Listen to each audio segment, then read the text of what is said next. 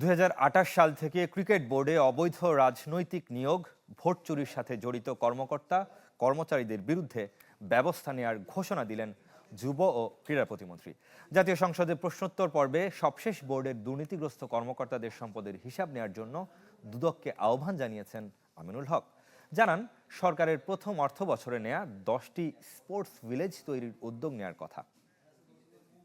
যুব ক্রীড়া প্রতিমন্ত্রী জনাব মোহাম্মদ আমিনুল। ক্রীড়া ক্ষেত্রে সরকারের নানা পরিকল্পনার কথা বলে আসছিলেন যুব ও ক্রীড়া প্রতিমন্ত্রী আমিনুল হক।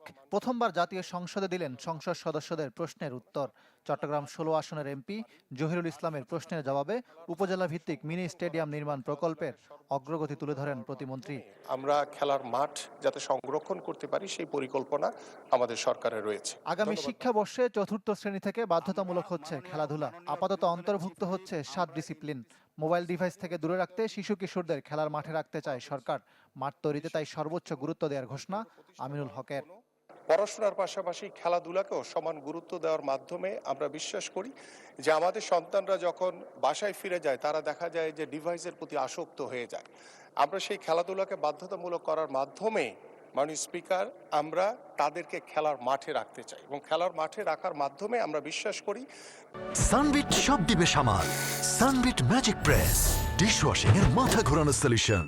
তারা বাংলা, ইংলিশ বা অন্যান্য সাবজেক্টে যেভাবে পাশ করবে ঠিক খেলায় সেই থিওরিক্যাল এবং পাশাপাশি আমাদের প্র্যাকটিক্যাল মাঠে থাকার মাধ্যমে তারা সেই পরীক্ষায় উত্তীর্ণ হবে। নেত্রকোনা 5 আসনের সংসদ সদস্য মাসুম মোস্তফার প্রশ্নের জবাবে ক্রীড়া প্রতিমন্ত্রী জানান, সরকারের প্রথম অর্থ বছরে 10টি স্পোর্টস ভিলেজ নির্মাণের উদ্যোগ নেওয়া হবে।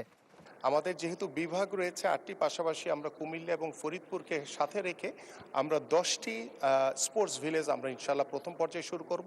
পর্যায়ক্রমে ইনশাল্লাহ আমরা 64টি জেলায় আমাদের যে স্পোর্টস ভিলেজ রয়েছে সেটা আমরা ইনশাল্লাহ নির্মাণ করব। 2008 সাল থেকে ক্রিকেট বোর্ডের অনিয়ম, দুর্নীতি ও ভোট ডাকাতিতে জড়িতদের বিরুদ্ধে ব্যবস্থা নেওয়া হবে কিনা জানতে চান বগুড়া 4 আসনের সংসদ সদস্য মোশাররফ হোসেন। উত্তরে ক্রীড়া প্রতিমন্ত্রী তদন্ত কমিটি গঠনের প্রতিশ্রুতি দেন। পাশাপাশি সবশেষ বোর্ডের কর্মকর্তা ও কর্মচারীদের সম্পদের হিসাব নিতে দুদকের সহযোগিতা চান। যে বাংলাদেশ ক্রিকেট বোর্ডের যে অর্থ কিংবা জনবল তারা বিগত সময়ে যে ভোটের অধিকার হরণের জন্য একটি গ্রুপকে সহযোগিতার মাধ্যমে তারা এই ধরনের অপকর্মগুলো করেছে এবং আমি বিশ্বাস করি যে আমরা দায়িত্ব নেওয়ার পরে ইনশাল্লাহ এই বোর্ডের যারা এই অপকর্মের সাথে জড়িত ছিলেন সেই সকল কর্মকর্তা কিংবা কর্মচারী তাদের বিরুদ্ধে আমরা তদন্তপূর্বক এদের বিরুদ্ধে ব্যবস্থা গ্রহণ করা হবে ইনশাল্লাহ।